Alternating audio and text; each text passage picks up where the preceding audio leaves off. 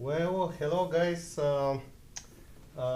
This is October 1st, and I think that we're going to have a really great time with the next session. We're going to go a little bit slower over the functionality of the REST engine, and perhaps for people who are more advanced, this might not be the best time spent, but otherwise, even if you're an advanced user, I'm going to interrupt the session from time to time to check and see whether there are questions on the material that is being presented. But otherwise, yes, we're going to be starting with going a little bit slower over the basic functionality of the REST framework and how you can use it to create your own connectivity to different services. So without further ado, thank you for joining this session live on LinkedIn, and have a nice time. Okay, so I'm going back to my screen with the Visual Studio, and just like I said, I'm going to start with some basics, and I'm going to go a little bit slower compared to the last time. So in this way, you can see step by step how we're going to be building the access to a resource. And so the first step is you have the Visual Studio, you have the correct SQL Server design tools installed on your machine, and then you install COZYROC SSIS Plus library on your machine. And I have already done this on my machine, and here is the Visual Studio. And what I'm going to do is I'm going to right click on the connection managers, and I'm going to select new connection. And from the list that you see here, I'm going to be selecting the one that is called REST connection managers. And I'm going to add a new REST connection. So we're going to be creating a new REST connectivity. So I'm going to select the custom option here. So most of the demonstration is going to be around our user interface, and I'm going to show from time to time how this user interface reflects into the XML generated by the dialog. So I selected the custom option from the selector here, and I'm going to select the range. I will be starting from scratch.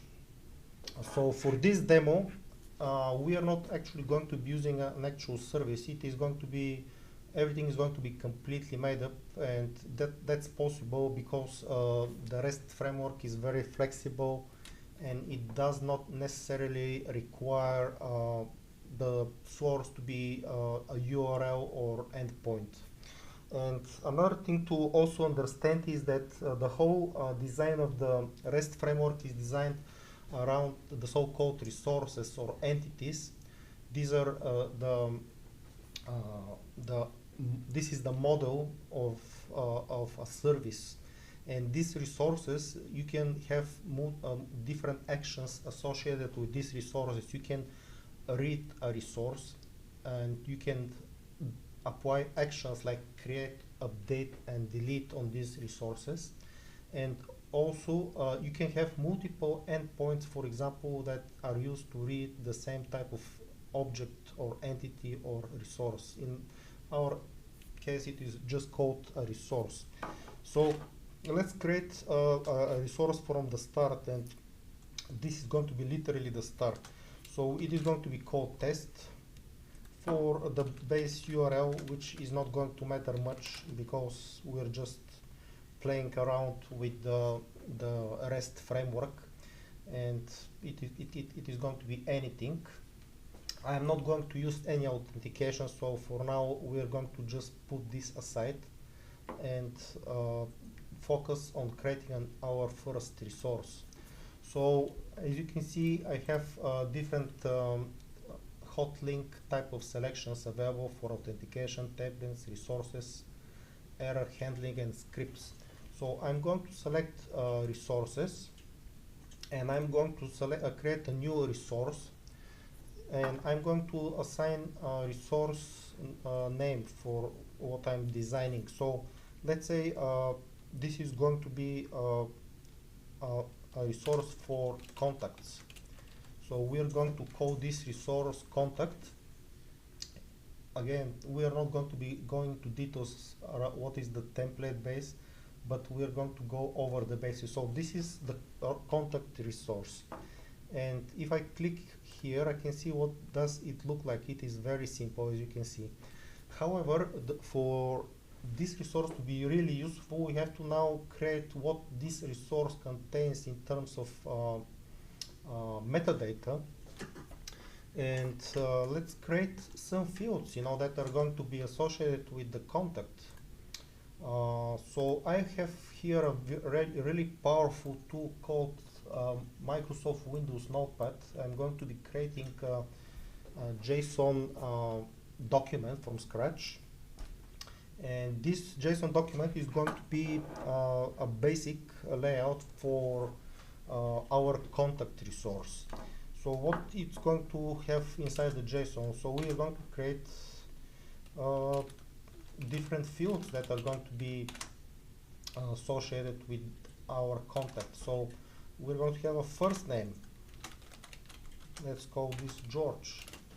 We're going to have last name.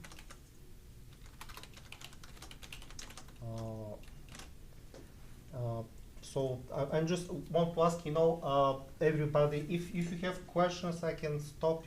My colleagues are actually here actively also watching the presentation, and they're going to keep track of your questions. And if you have questions, you can ask them, and you can interrupt me at any time. I'm trying to be as useful as possible for you.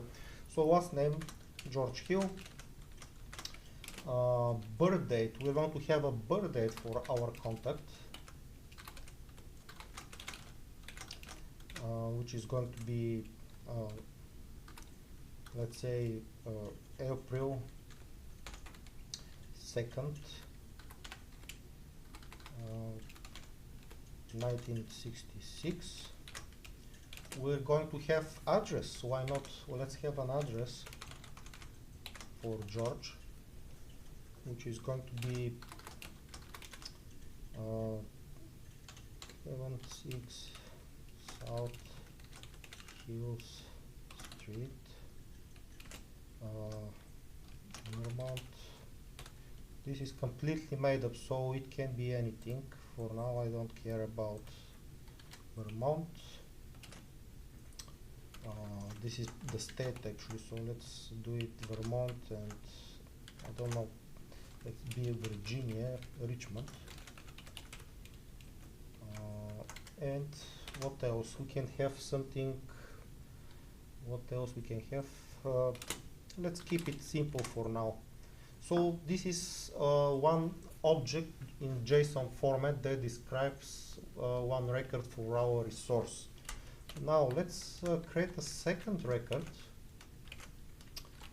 which is going to be for Simon Pepper, and another birth date, and we're going to be somewhere else.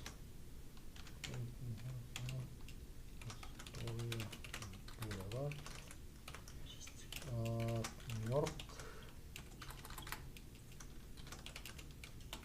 Okay, so now we have two records, and to make this a really proper JSON, we have to make sure that we put this in square brackets, which means this is an array. Now, let's say this is the data that is coming from the web service, and we have to load it and present it inside COZYROC. So we have to create now the fields for that particular input. So we have options. We can either create this manually one by one for each field. I'm going to show you. So we have first name, and it is going to be of type short text, and then we can create a second field, which is going to be last name. Again, it's going to be short text type, and we can see what does this user interface results into. So we have defined two fields.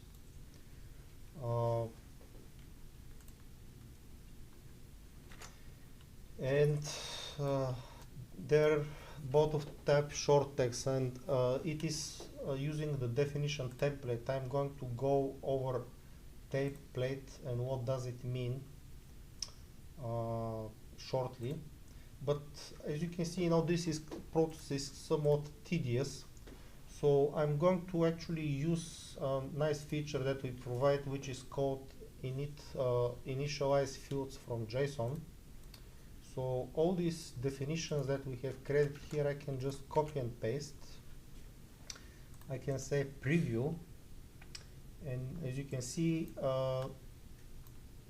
our user interface was able to build the required metadata for these 4 elements that we are trying to read from this JSON document. So we have first name, last name, birth date, and address.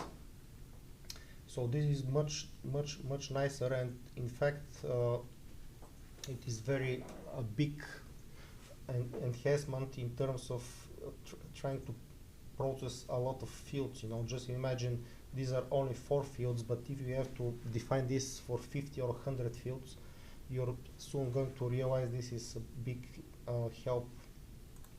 So that is our definition of the fields for the resource, and we can see now our resource starts to get shape. You know, it looks really nice. So we have our resource, which is called contact, and we have 4 fields for this contact resource. Now the next step that I'm going to be doing is I would like to be able to read this data. So I'm going to be defining my first endpoint, and because, as I said, you know, we are not going to be using actual service, I'm going to do I'm going to be to get the input that I just created in the Notepad application for the JSON, and I'm going to use this directly in the so-called result extraction element. And result extraction, you know, this is essentially where you define your JavaScript expression for getting the data back. But because we don't use any service, we're just going to copy and paste directly our JSON here, and this is going to be our result. You know, it is not exactly an actual service, but for demonstration purposes it is going to work really well. So this is the as the simplest possible resource that we have, and it is going to be actually working. Let me show you again the JSON. We have the 4 fields, and we have a read action for reading the data back from the contact resource. So let's give it a try and see what it looks like in one of our components. So again, we don't have authentication, so therefore we don't have endpoint, so we should not worry about this. Okay, press OK, name it to something that might sound useful to you, and let's drop in the data flow task and see what the data looks like that we just defined step by step. So I'm going to be selecting from the list under the category COZYROC. We have to find the REST source component.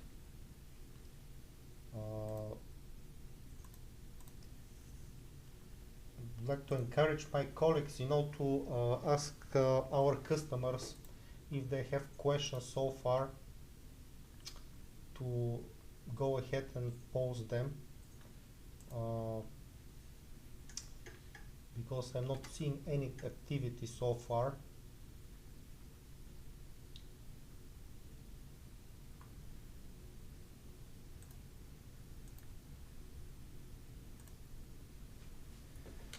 Okay, so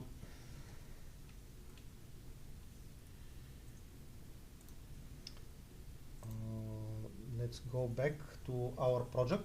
So the REST source component, we have now the REST source component is used for getting data out of a service.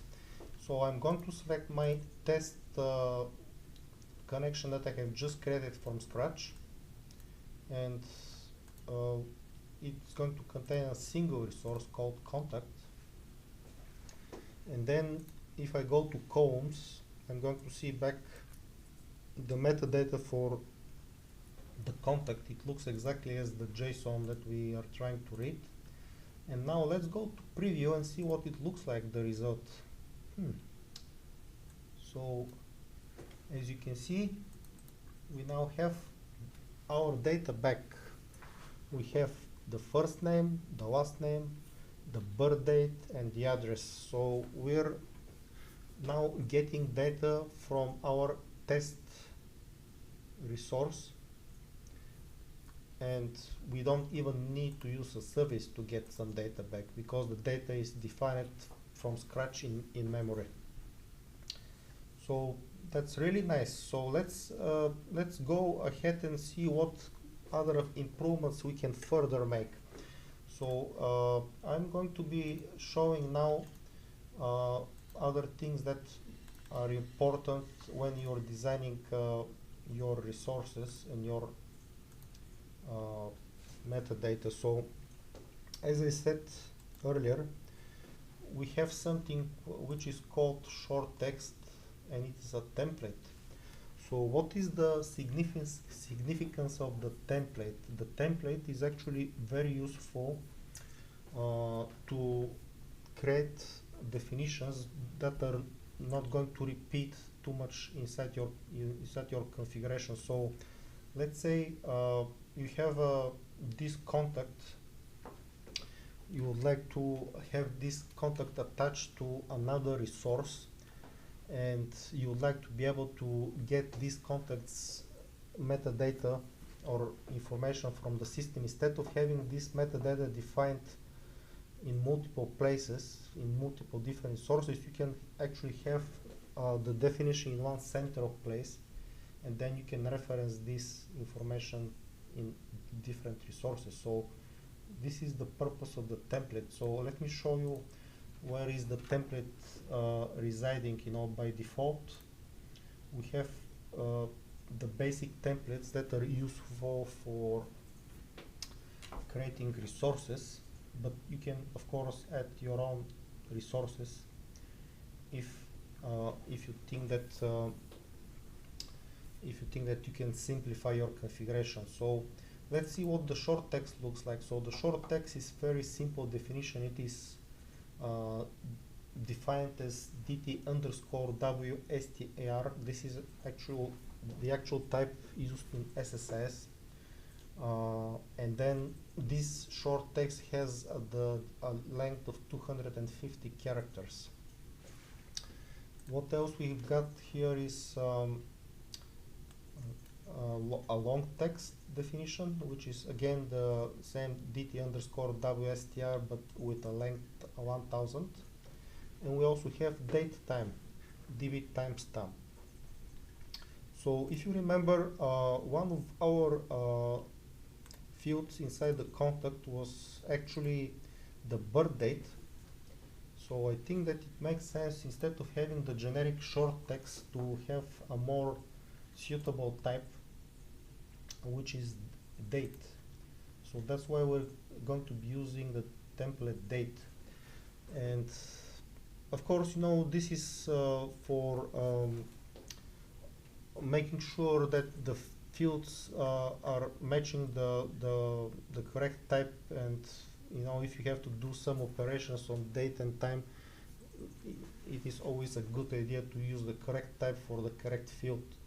So let's click OK, and I have made this small modification, and if I go back to the REST source component and I press refresh, you can see that the metadata immediately changed from dt_wstr to dt_dbdate. So this is the correct type for the birth date. So if I go to preview, again, you can see the birth date is showing still the same, but we have the correct type for the metadata. Now let's see what else we can do with the metadata definition for templates. So in addition to having basic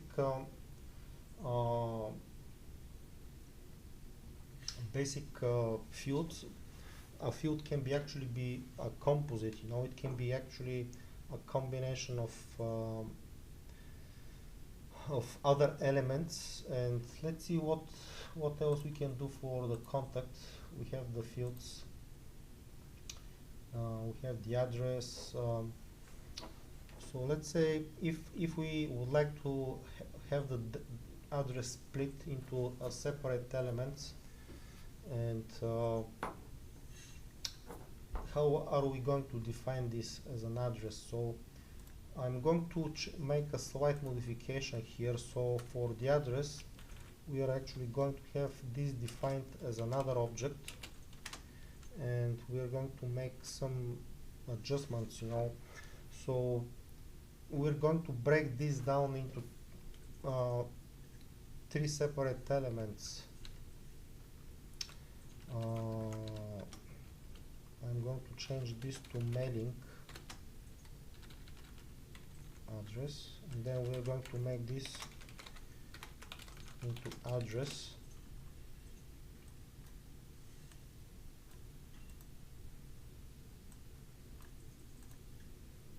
and then we're going to create another element which is going to be called city,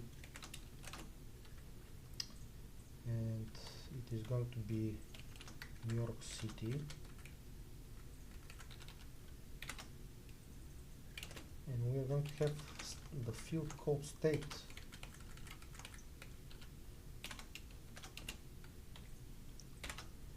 So now, instead of having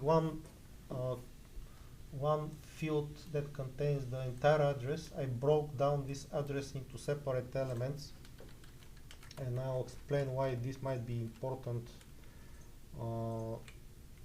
shortly. So I'm going to just copy this here, so I don't have to spend to define again the same definition. And again, we're going to move things around a little bit.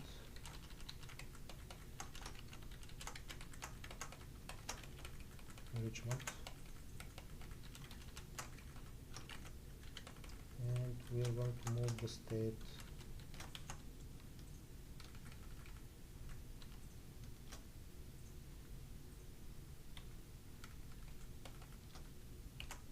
Okay, I hope that I created this properly. So we are going to try to initialize again with this data our fields. Okay, let's go back here, and we're going to initialize. So as you can see, we now have now the mailing underscore addr address, and which consists of 3 elements. So we broke this down into 3 separate elements. We're going to click here.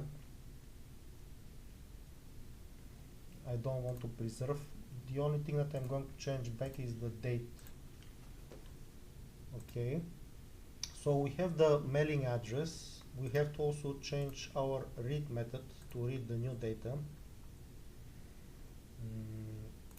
So we're going to go here, the result extraction, and we're going to straight copy our information from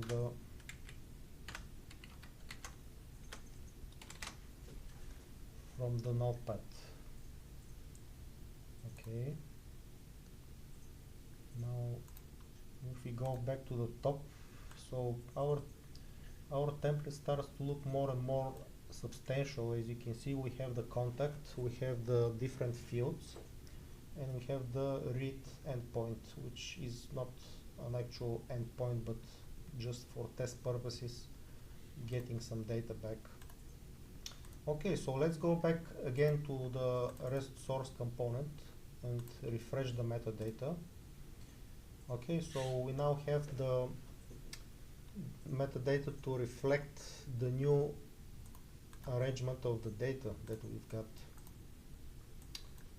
Okay, so let's see whether the preview is going to look what we expect, and it looks exactly as what we need.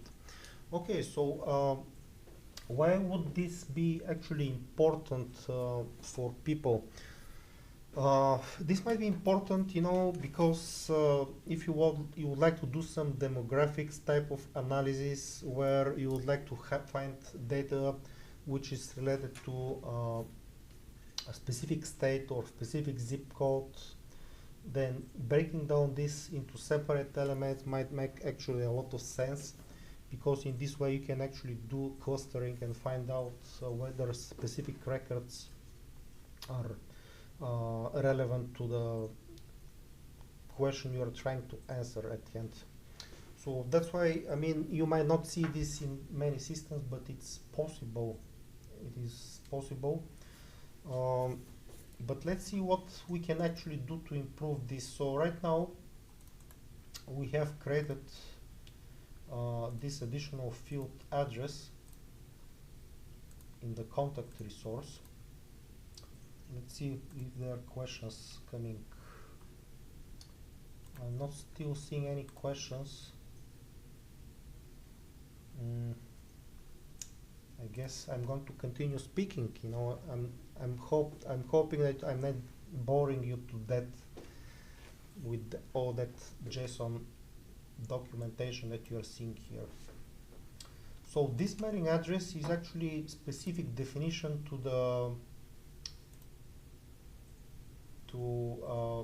the contact, but I think it will be really cool if it's possible to just get this definition and turn this into a template. So in this way we can make this field reusable in other places, in other resources inside our configuration. So what I did here is just click the XML and I selected this definition and I copy this into the clipboard, and now I'm going to go back to the top and I'm going to define a new template which is going to be for address.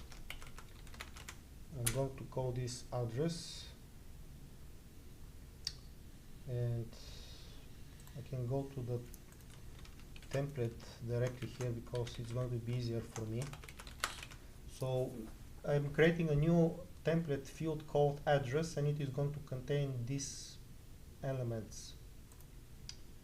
And let's see what I've got here now. So we have the address template, and now I can go back to the resource and I can change the definition for the address field.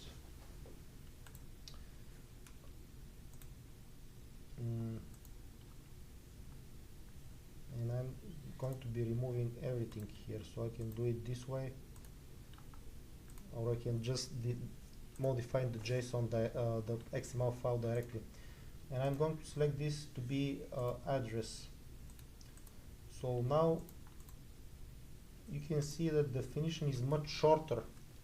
Instead of having the contact specific definition for address, I now just have a reference to a template called address, and it is a mailing address, and it is much simpler and shorter if you have to reuse this in multiple places. So just to show that the configuration hasn't changed at all, I can save this.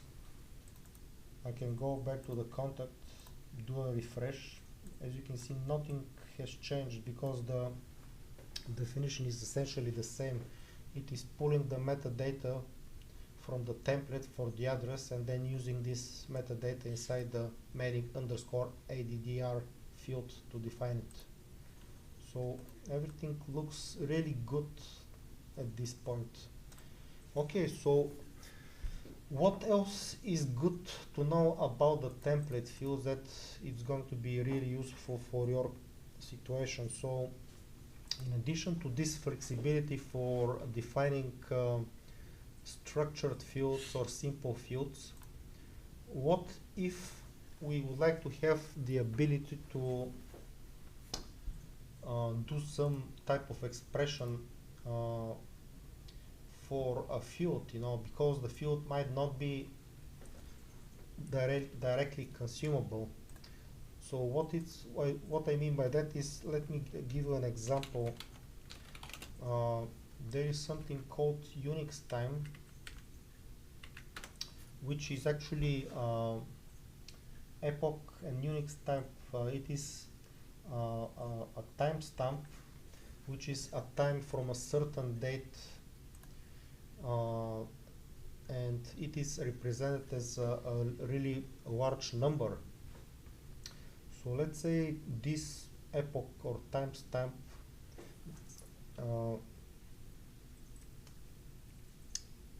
is something that other systems are using to store information. Instead of having a string, it is a shorter representation for sure.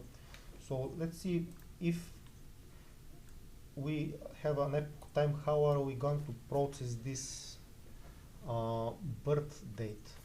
So right now we have something which is the birth date for George Hill is April 2nd, 1966. So to turn this into Unix, let's see what we should do. So April 2nd, well, 1966 might not work, because the epoch time for Unix time is after 1971. Let's do something. The George is going to be born in 1973. So let's do it 1973. So this is the timestamp for in Unix time.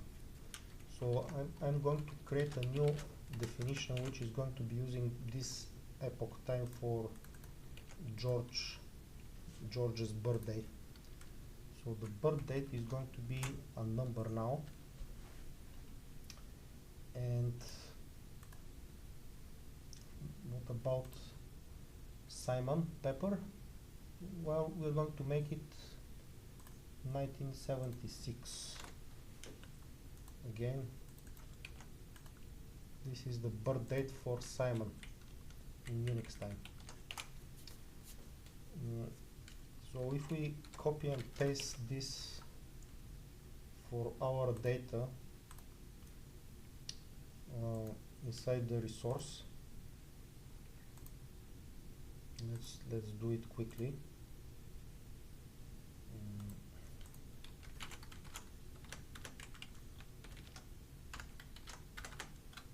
This is the special wrapper for JavaScript. So this is curly equal, then you have your JavaScript code, and then you have curly braces closing at the end. Okay, so let's go back and see what is the data going to look like inside the REST source. So the birth date underscore date is not very useful. As you can see, it no longer looks like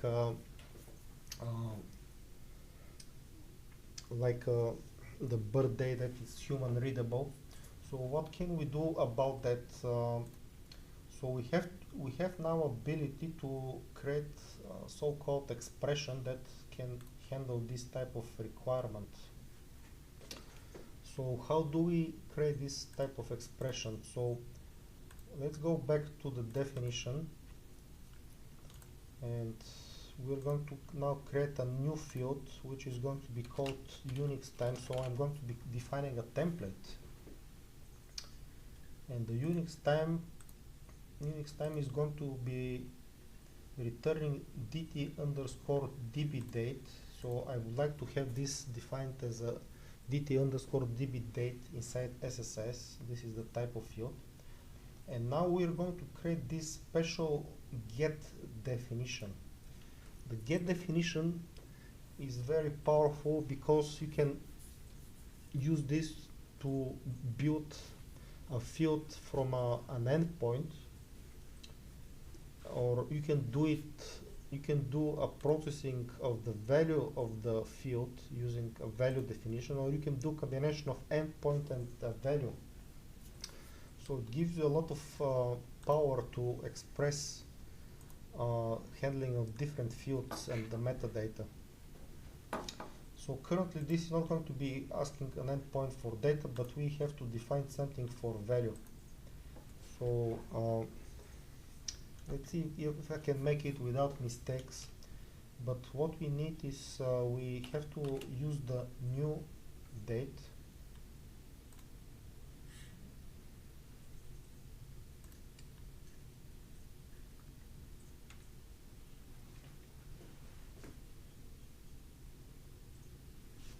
Okay, so I just see my colleagues. I'm not sure why they're so quiet. I'm going to stop briefly here the discussion of the Unix time, how we handle the Unix time. But Ross Zimmerman, he has a question. Thank you, Ross, again for participating in this session.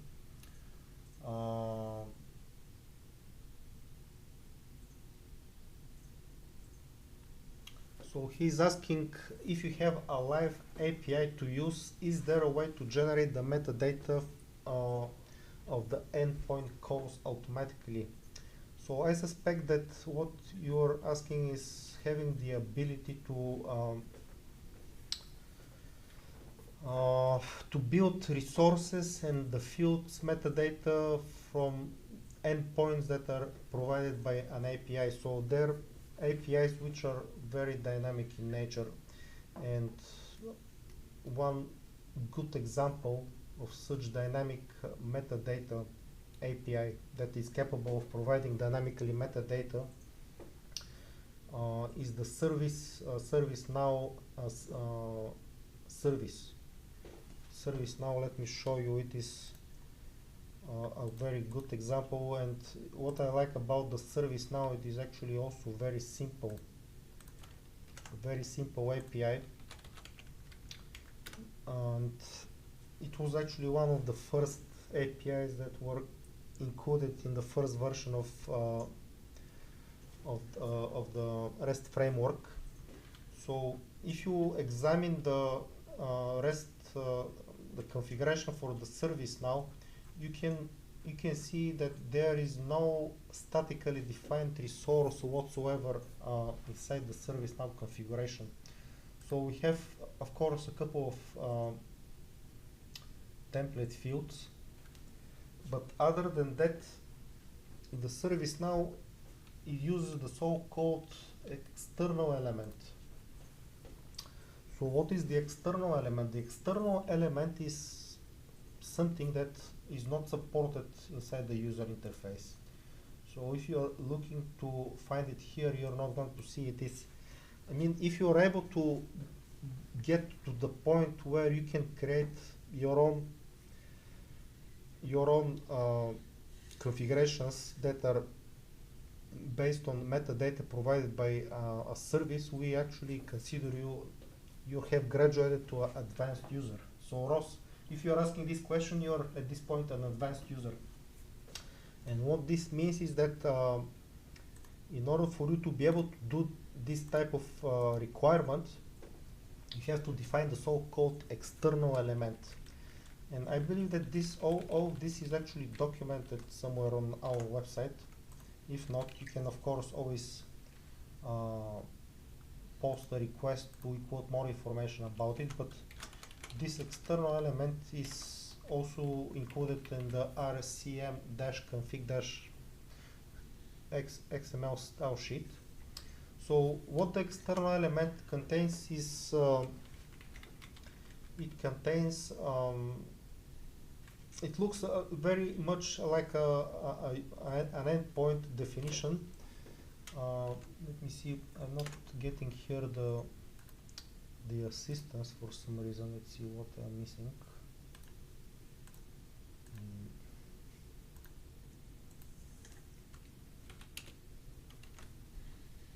Okay, something is not working properly.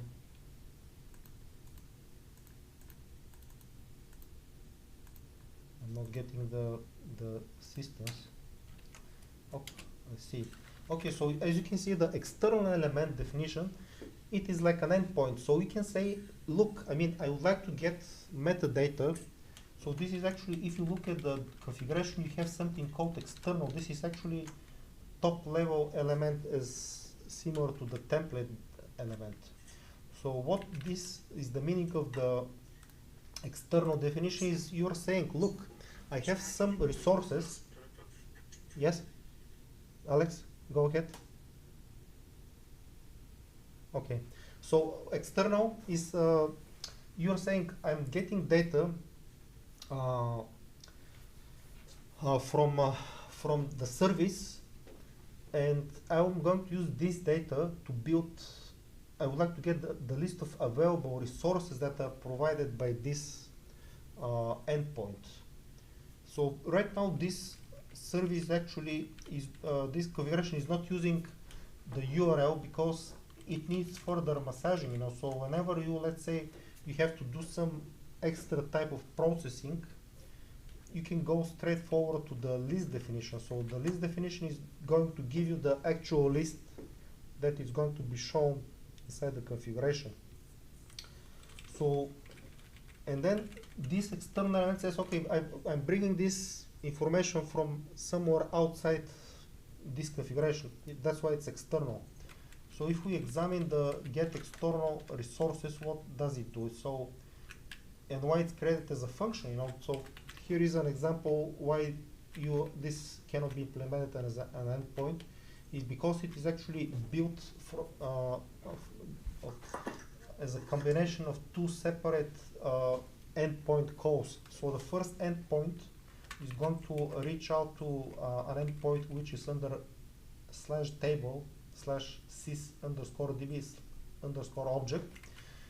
It is going to make the call with the following parameters: sysparm_query, sysparm_fields. So these are actually parameters sent to the endpoint, to the service, and then it is going to get something back. So this is the result back. Now the next call that is going to be made is toward the /table /sys_db/view. This is another endpoint, and the idea is that the first endpoint is giving us the list of tables, the second call is giving us the list of views. And now the final step is to combine the list of tables with the list of views into one result list,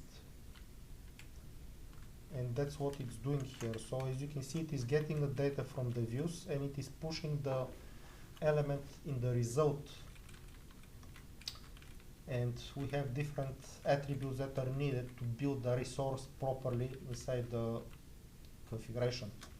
And then it is going to return this as a result. So this is a very simple function. As you can see, it is two-step process plus third step to combining, so it is three-step process. So once we get the metadata back from the external service, we are now going to be building the metadata inside the REST configuration. So we are going to be creating a new resource for each element in this list returned by the external list. We are going to get the name of the resource, and this is coming again straight from the service. It is going to be either sys_name or name. So this is metadata coming from the service. The metadata also can tell us whether this resource is readable. So we have element for that, which is read_access. We have method data which is going to say whether you can create, update or delete, and that's it. This is our resource definition. So now we have going to get as a result a resource built at runtime for every available resource inside ServiceNow. Now we are going to do something very similar for the fields, because the fields are also constructed dynamically. Again, there is nothing defined. You know, this configuration is one of the simplest one in terms of, I mean, not simplest, but the shortest. I mean, you can probably say that it's simple because it is not that much of a code. So you can see that we have another function here, but of course this external element can be also an endpoint, but again we are using a function because it needs some extra logic, and that is better to be credited as a function. So this function is again building the list of available fields for the current selected resource, and this resource, this is a reference to the object resource. And again, we're getting back a list, and that list is going to contain the elements of each field. So we have the name of the field, what template we should use for this field. We have function for that. We have also the length of the field, whether it's key, and also we have metadata whether the field is read-only or not. That's it. And then we have definition for each action, again dynamic. This is constructed dynamically at runtime. So we have a read endpoint definition, create, update, and delete. So Ross, thank you for the question, and I would definitely recommend you take a look at this configuration, because it is really a good, very short example, and it is going to be very easy to understand what it's involved in creating such configurations. Okay, let me go back to the presentation because the time flies. It is 2:47. I just want to not keep you waiting to see what is going to be the solution for the Unix time, but it is actually going to be another JavaScript definition, so it is not going to be too difficult, but I'm kind of lazy, and I'm going to try to find this into from another configuration, because I think that we have done this already in other places. So let's see the HubSpot. Yes. So let's try this JavaScript. I'm not sure whether this is the correct one, but let's see. It might be something else, but let's give it a try. So if you remember this, we are going back to the demonstration for defining the Unix time template, and we are going to create a JavaScript which is going to convert the Unix time into something that is going to be more readable. So we're going to press OK. If we go back to template fields, we can see now we have the Unix time, which is data type dt_dbdate, and we have defined an expression which is going to translate the Unix time into something that it's more friendly for us. Okay, so what we now have to do is make one final adjustment in the contact resource, and we have to modify the birth date. Instead to be the standard date, we are dealing with Unix time, so we are going to change this to Unix time, and let's see what is going to be the result.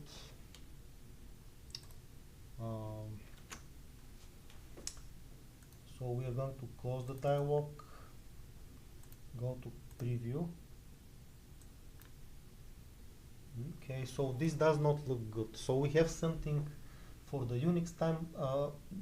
I think it is somewhat different. Let me see whether I can find out the correct way to convert the Unix time.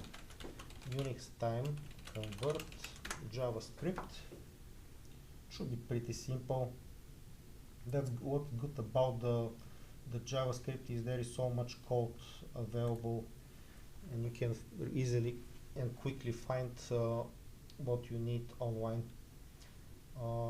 Yeah, so you see we have to multiply by 1000 because this is the new date expects this to be milliseconds, and this is in the epoch time is not in milliseconds, so we have to multiply by 1000. Okay, let's try with 1000. I think that it's going to work. So we're going to go back to test, our template Unix time, go to the definition, parse float, and we're going to multiply by 1000. Okay, let's see what's going to happen now. Go back to the source. Okay, looks much better. So it actually looks exactly as what we wanted it to be. So it is April 2nd, 1973 and 1976. So if we go back here at 1976, what is showing here? 1931 Greenwich Mean Time. Yeah, I think that we're pretty close. I'm not going to spend too much time whether we have the zone correctly. Of course, this can also be handled properly.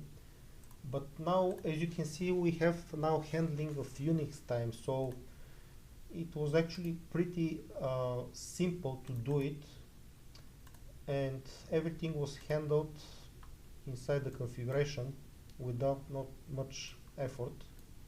And it is pretty reusable because now we have the Unix time definition for the template. Let's do it from here so we can see it better. We have it for the Unix time, and this can be used in this project or many other projects when you have to deal with Unix time.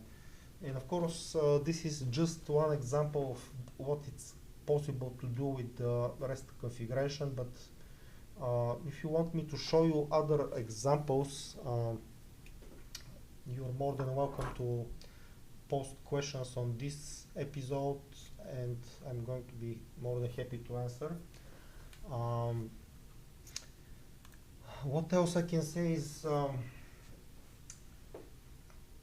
I'm interested in feedback, so I think what is important for me is to understand whether you find this content helpful for your projects, and if we can somehow improve going forward, what kind of content you would like to see. But the idea is that the more participation we've got, the better is going to be. We would like to be, how to say, holding the pulse of what people are struggling with, and if you have specific issues that you are dealing with and you are looking for solutions, we will be more than happy to show you how it's done. I'm not sure whether there are more questions. Let me just check the list. Ross, again, thank you for the question. I see that you're a big fan of what we are doing, and hopefully we're not going to disappoint you going forward. We have some exciting things coming up in the pipeline. Not only about the REST framework, but in general, we are making the product more and more powerful and more complete. Let's see. So Ross, I don't see any other questions. We have probably 1 or 2 minutes more left, but I think that because I don't want to be cut out before we finish the 1 hour, I'm trying to keep up the 1 hour barrier. It is going to be fine if we end up a little bit earlier. Again, thank you for the people who participated.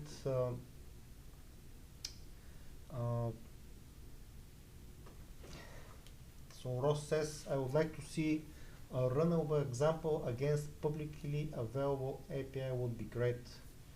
Ross, let's next time for the next episode I would like to ask you to provide a service that we can actually go over in real time and show you how we can handle this service.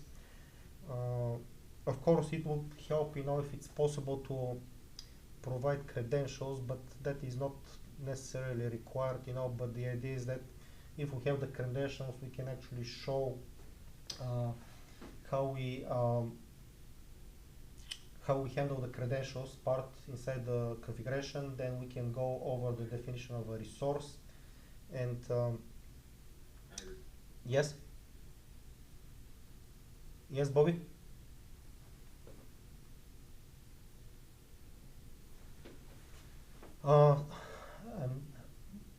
Okay, so I think that we are already close to the end, but yes, I mean I will be definitely interested to see whether we can make it work. I think I can make it work, but of course, having advanced notice is going to help me better prepared for the authentication part, because certain services are really simple.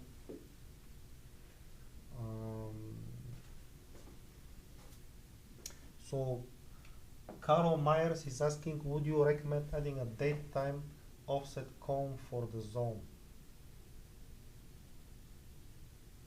Well, to tell you the truth, the time zone can be actually coded inside the string. So if we would like to be able to preserve the time zone, this can be certainly done using JavaScript. Let me show you what I mean by that. Is that we have a module included.